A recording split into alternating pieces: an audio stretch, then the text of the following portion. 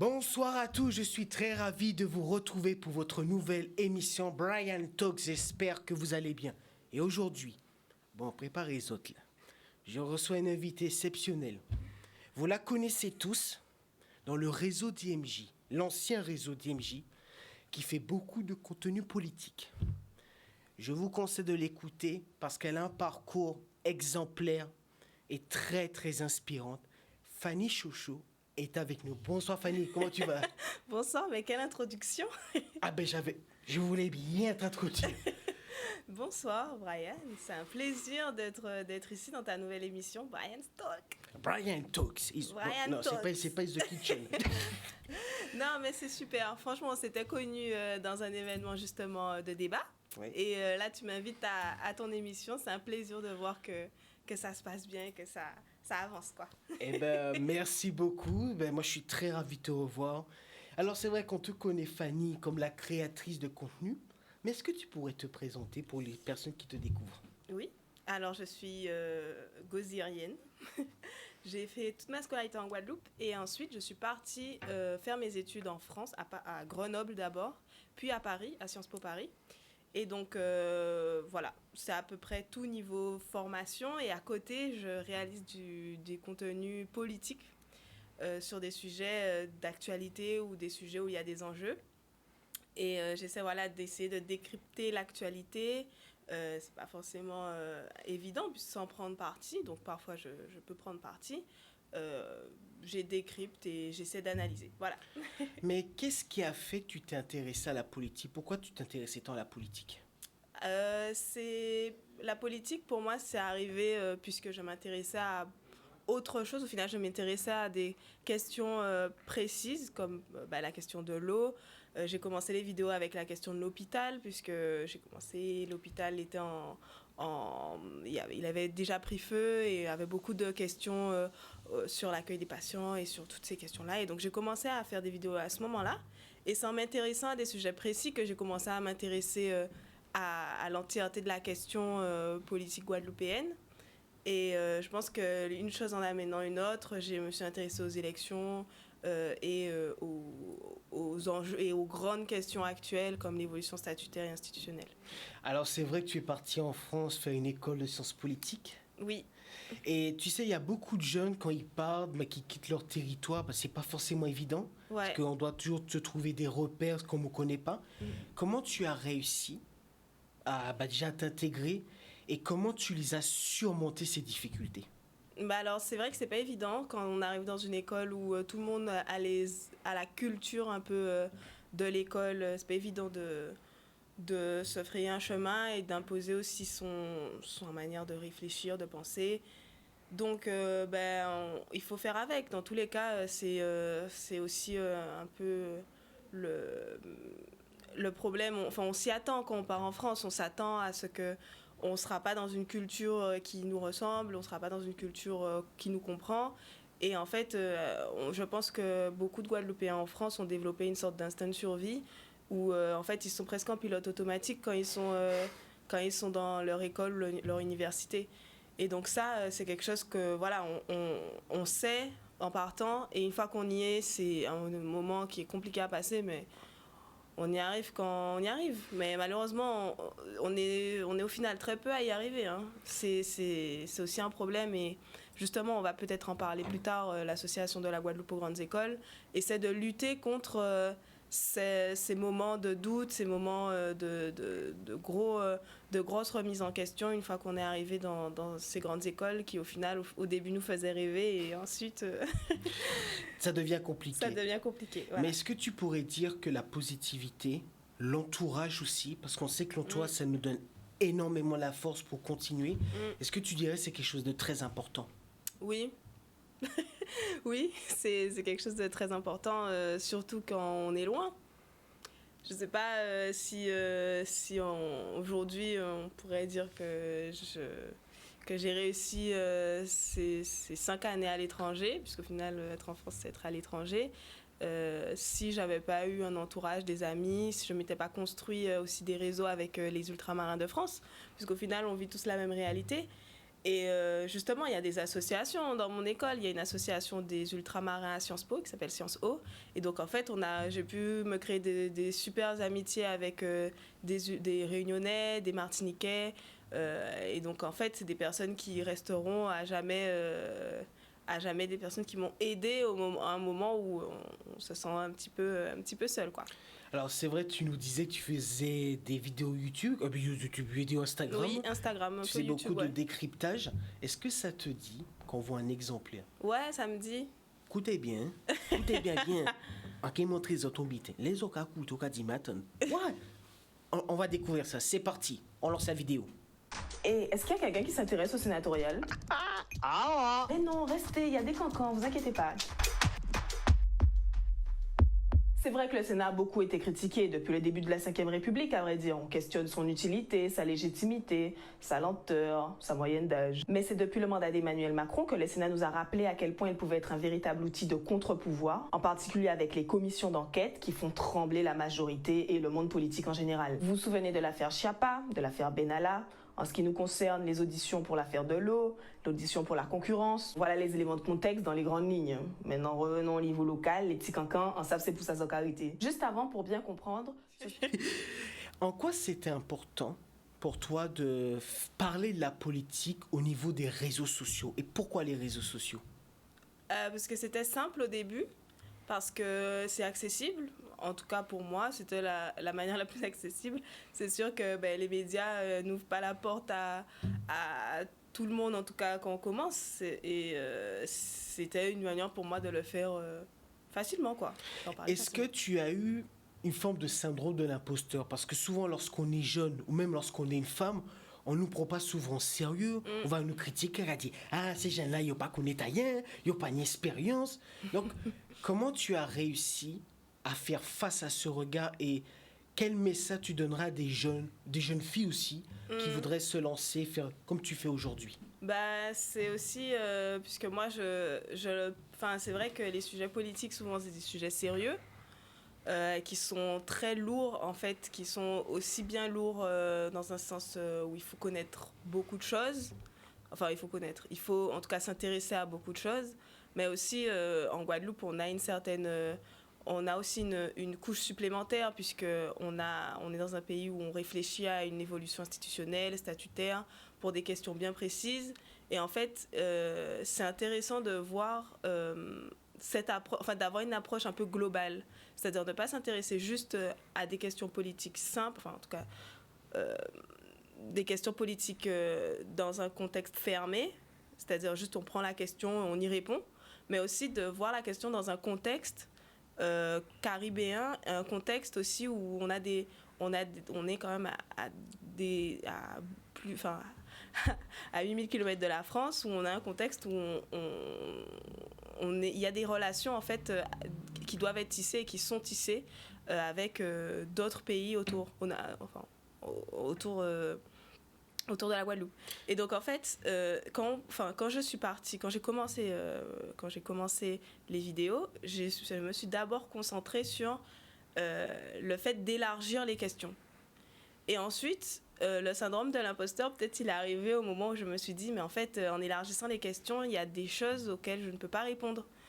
Surtout sur des questions qui sont plus globales, des questions avec des points précis historiques, avec des points précis sociologiques.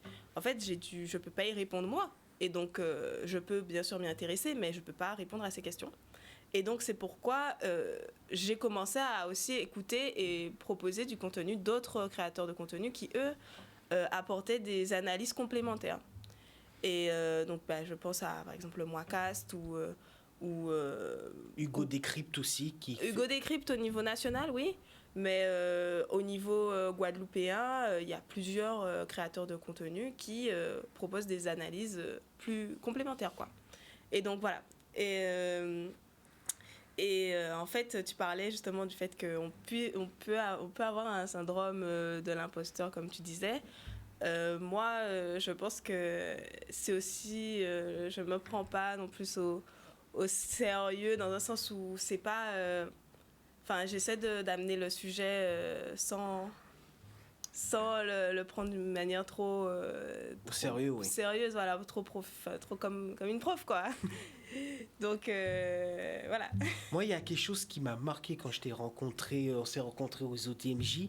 Oui, Tu as une manière de parler, tu es authentique, mais on sent que tu as une maîtrise, mais alors du sujet, et tu as une manière de faire les interactions qui est magnifique.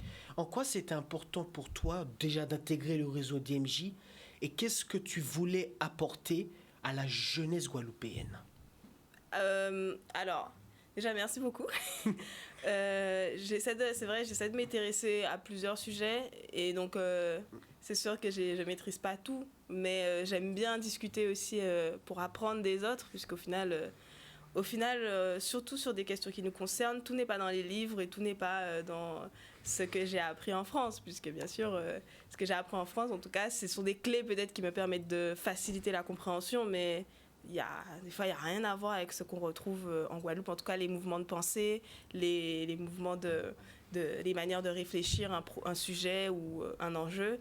Par exemple, en France, petit aparté, la question raciale, elle n'est pas du tout explorée comme une question politique. Alors qu'en Guadeloupe, elle est, et à raison, tu vois, à juste titre. Et donc, en fait, c'est d'avoir aussi ces apports complémentaires. Alors, la question raciale, je ne la voyais pas à Sciences Po. Hein. Je ne la voyais pas du tout. Et d'entendre des personnes en parler, d'entendre des analyses, ça m'intéresse. Donc, bon, c'était une petite aparté. Concernant le réseau DMJ, c'est vrai que j'ai rejoint le réseau, puisque, en fait, au début, on parlait même pas de réseau DMJ, c'était juste un ensemble de jeunes qui avaient des projets très différents dans la musique, dans l'art, dans la création de contenu humoristique, mais aussi un peu plus sérieux, des débats, etc. Et en fait, je me suis d'abord sentie dans un groupe de jeunes qui avancent, qui sont dans un mouvement. Et ensuite, on m'a parlé de réseau DMJ et on m'a fait comprendre qu'en fait, ces jeunes-là faisaient partie d'un réseau qui s'appelle les dispositifs médias jeunes et qui leur permettait de faciliter les rencontres, de créer des événements pour se rencontrer. Et donc voilà, ça m'a intéressée et j'y ai été je suis restée pendant quelques temps, quelques mois. Exact. Est-ce que ça te dit qu'on voit un extrait? Laissez-moi vous montrer Fanny, comment elle anime. Parce que quand elle anime avec des sujets, moi, le sujet, c'était la culture. Oui. Mais là, je vais vous montrer un sujet qu'elle a eu un débat avec d'autres intervenants. C'est parti, on le regarde et on se retrouve tout à l'heure.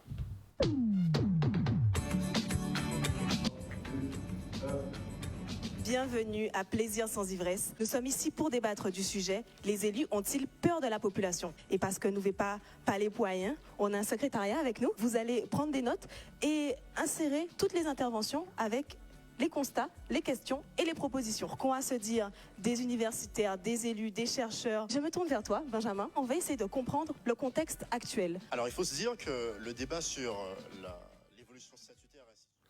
Alors, c'est vrai, tu as organisé des débats, mais en quoi c'était important aussi de parler de tous ces sujets politiques? Parce qu'on pourrait se poser la question aussi, qu'on dit oui, les jeunes ne s'intéressent pas à la politique. Or, lorsqu'on regarde les élections présidentielles de 2022, on peut dire, malgré le taux d'abstention, il y a quand même des jeunes qui sont allés voter. Donc, ça veut dire que aussi les jeunes s'intéressent à la politique. Oui, moi je pense que les jeunes s'intéressent à la politique. Après, les jeunes ne votent pas. Donc ça, c'est un peu un problème, puisque au final dans la manière dont nos institutions sont organisées, le vote est primordial, très important, et le vote est au final ce qui décide tout. Et on n'est pas prêt de changer notre manière d'élire nos représentants. Donc le vote, les jeunes, il faut qu'ils aillent voter, bien sûr. Mais je pense aussi que ce n'est pas parce qu'il y a moins de jeunes qui votent qu'il y a un désintérêt total, en tout cas des intérêts qu'on nous brandit à chaque fois en disant les jeunes ne s'intéressent pas à la politique. Peut-être, oui, certains jeunes ne s'y intéressent pas, mais il y a aussi des jeunes qui ont en tout cas des jeunes que je fréquente, qui ont des avis très précis sur ce qu'ils voudraient, ce qu'ils imaginent pour la Guadeloupe de demain. Et en fait, même si on ne dit pas que c'est de la politique, c'est une manière vivre et d'imaginer la société de demain. Donc oui, je suis totalement d'accord avec toi, on s'y intéresse. Après, est-ce qu'on s'y intéresse assez pour aller voter quand il faut aller voter? C'est aussi ça l'enjeu. Parce qu'on parle beaucoup d'identité, on parle beaucoup aussi de notre identité de culture. Oui. Et c'est vrai que la culture, c'est un sujet qu'on est très attaché au niveau politique. Oui. Et d'ailleurs, quand on regarde bien les élections présidentielles, la montée du Front National, parce qu'on sait dans le programme du Front National, beaucoup est évoqué cette identité. Donc on peut dire aussi que les jeunes sont très attachés au niveau culturel. Mais d'ailleurs, est-ce qu'on peut se dire aussi que la culture nous permet d'avoir une forme de guérison et de réaffirmer cette ambition que nous voulons pour faire évoluer notre Guadeloupe? Alors, sur cette question, je pense qu'il y a une petite remise en contexte à élaborer, puisque tu as mentionné le Rassemblement national qui a des scores de plus en plus impressionnants en Guadeloupe. Effectivement, en fait, il y a une montée du Rassemblement national avec des discours qui manipulent justement la question de l'identité. L'identité qui la manipule, l'identité guadeloupéenne en comparaison avec les autres pays de la Caraïbe. En fait, c'est se liguer contre les pays de la Caraïbe, comme je pense aux Haïtiens, aux personnes qui viennent de la République dominicaine, en fait, ou de Dominique. En fait, c'est manipuler la question de l'identité. Après, je dis ça, mais c'est pas pour autant que la question de l'identité n'est pas extrêmement importante dans les débats politiques actuels. Puisqu'en fait, pour moi, elle a une place primordiale et c'est lié aussi à l'histoire, à notre histoire politique. Quand on pense par exemple aux questions actuelles d'évolution institutionnelle et statutaire, en fait, on pense à au final deux grandes questions. La première question, c'est l'évolution sur le papier. Donc, qu'est-ce qui sera marqué comme statut sur les papiers, donc dans les dossiers administratifs et dans les dossiers dans les textes de loi, quoi. Et à côté, qu'est-ce que nous, on voudrait pour notre pays, nous, en tant que citoyens, puisque au final, si les textes imposent quelque chose et que nous, on ne change pas nos habitudes de consommation, par exemple, si on continue à consommer des produits largement des produits importés, en fait, on n'aura pas une réelle évolution institutionnelle ou évolution statutaire, puisqu'on sera toujours... nos modèles seront toujours tournés vers l'Europe. Et donc, en fait, sur ces questions identitaires, ça se recoupe. Pour moi, en tout cas, ça se recoupe. Et on a des moyens, en tout cas, de faire, qui sont relativement simples et qui nous permettraient, en tout cas, de faire un premier pas. C'est sûr qu'on ne peut pas tout faire tout de suite, mais un premier pas pour commencer. Et ensuite, il faut aussi que le politique suive derrière. Alors c'est vrai que tu es dans une association, tu as parlé tout à l'heure de la Guadeloupe aux grandes écoles. Oui. D'ailleurs, on va afficher tout à l'heure le logo. Ouais. Mais en quoi c'était important pour toi d'être dans cette association et qu'est-ce que toi qui as fait bien sûr Sciences Po, qu'est-ce que tu souhaitais apporter à la jeunesse guadeloupéenne? C'est important d'être dans cette association puisque je suis issue des filières de grandes écoles et donc c'est important aussi de démystifier en tout cas ces filières pour les lycéens en fait qui ont envie d'y aller, qui ont envie de tenter et qui voient Sciences Po comme une sorte d'école inaccessible et de montrer que en fait si c'est accessible et regardez on n'est pas non plus des monstres d'intelligence et en fait on est des personnes aussi lambda, vous voyez. On a fait notre petit bonhomme de chemin et à un moment donné, comme beaucoup en tout cas, on nous a aiguillés vers cette école, on nous a proposé et en fait c'est souvent là où on rate un peu le coche, c'est que on propose pas au final et donc quand on tente pas, on peut pas y arriver. Après c'est très important aussi pour nous de mettre en avant des filières d'excellence en Guadeloupe et dans la Caraïbe puisque au final quand on réalise sa formation en Guadeloupe, on a plus de chances après de rester en Guadeloupe pour travailler et c'est très important aussi pour nous de contribuer à ce que les jeunes puissent rester voire revenir au pays. Puis c'est une manière aussi de leur redonner espoir, parce que souvent, on se met beaucoup de barrières, de croyances limitantes en pensant que c'est impossible. Ah, parce que j'ai Oui. grandi dans un milieu, tu vois, un peu compliqué. Oui. Donc on se dit, je n'y arriverai pas. Et le fait, par exemple, de rencontrer des gens comme toi, d'autres jeunes qui sont passés par là et qui ont réussi, ça leur permet de se dire, voilà, que c'est possible. C'est ça, en fait, Mais vous voulez démontrer. aussi il faut, en tout cas, c'est ce qu'on essaie de lancer, avoir T'inquiète. avoir un accompagnement pour entrer dans ces écoles. Puisque au lycée, les professeurs n'ont pas le temps souvent. Et en fait, ce qu'on nous demande pendant les concours et pendant les oraux d'admission aux écoles, ce sont des choses qui sont issues de la culture européenne, souvent. Et donc, en fait, ce sont des questions de culture générale, mais très eurocentrées. On parle quasiment pas de la Caraïbe, quasiment pas de l'Afrique. Et en fait, souvent, on est un peu déboussolé face à ces questions qui ne nous concernent pas, dont on n'a pas l'habitude. Et en fait, justement, l'association aussi a pour ambition d'accompagner ces étudiants, ces lycéens, pour savoir les codes, en fait, qu'ils attendent pendant ces épreuves.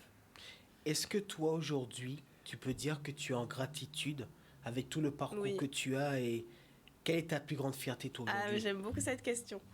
Oui, puisque j'ai été beaucoup aidée, j'ai été beaucoup soutenue. Et aujourd'hui, oui, j'ai beaucoup de gratitude déjà d'avoir réussi mon retour au pays. C'est quelque chose qui est, je sais, pas évident pour beaucoup de jeunes Guadeloupéens. Et d'ailleurs, en fait, souvent quand on le réussit, on oublie que on a aussi beaucoup d'amis qui cherchent encore du travail. Et en fait, ça, c'est quelque chose qui est... c'est très énervant quand on se dit que en fait on revient au pays et au final on n'a pas la possibilité de travailler. Et en fait voilà, j'ai beaucoup de gratitude pour ça et pour mon parcours de manière générale et pour toutes les rencontres que j'ai faites qui au final m'ont beaucoup enrichi et qui m'ont ouvert beaucoup de portes, comme avec toi. C'est vrai que les rencontres, ça améliore beaucoup notre regard et puis ça nous permet aussi d'avancer. C'est vrai, oui. Qu'est-ce que tu dirais à la Fanny qui est partie en métropole, qui a rencontré des difficultés, qui est aujourd'hui diplômée de Sciences Po, qui fait des vidéos? Tu dirais quoi à cette Fanny? Je pense que je lui dirais de continuer et aussi de perfectionner mon créole, je pense. Parce qu'aujourd'hui, j'essaie de parler créole au quotidien et c'est quelque chose que je pense qui est très important, d'apprendre de nouveaux mots. Je pense que je pense que j'aurais pu faire plus et aujourd'hui, j'essaie de me rattraper tant bien que mal. Ah, tu te débrouilles super bien. Bah, c'est gentil. Mais après, j'ai appris le créole pendant mon enfance. Oui. Mais ce qu'on nous apprend, en tout cas, les professeurs de créole nous apprennent le créole, le vrai, le créole non francisé. Et ça, c'est notre paire de manches. Donc, c'est comme apprendre, en fait, une langue. Et il faut se perfectionner, il faut pratiquer. Et voilà. Je vois que toi, tu es quelqu'un qui fonce et t'adores te mettre tes challenges. On voit que c'est quelque chose de très important à tes yeux. Oui. Oui, mais ça, c'est parce que aussi on a ça dans le sang. Guadeloupe, terre de champions. Comme on dit chez nous, nous Beret, comme on dit. Exactement.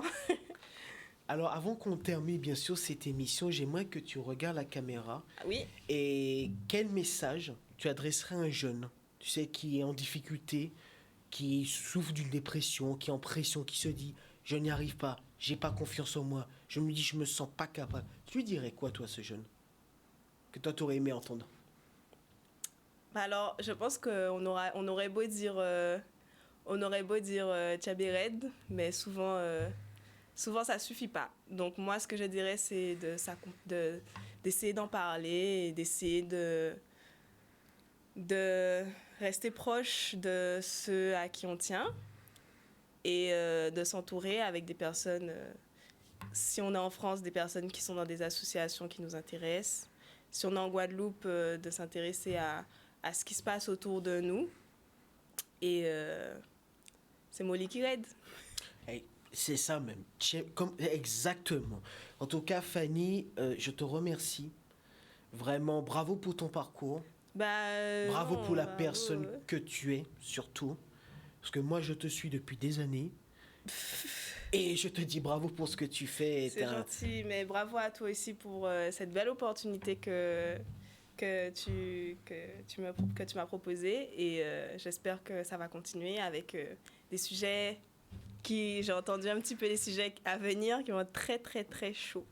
J'ai hâte d'écouter ça. Exactement, et puis comme tu sais, l'émission de Brian Talks, c'est pour ça, c'est de participer, redonner des sports aux jeunes, parce que je redonne ce qu'on m'a donné.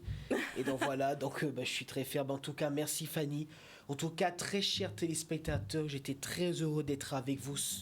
Et je vous retrouverai samedi prochain. Que la force soit avec vous et que la lumière vous guide vers le succès. À bientôt sur Brian Talks. Boum!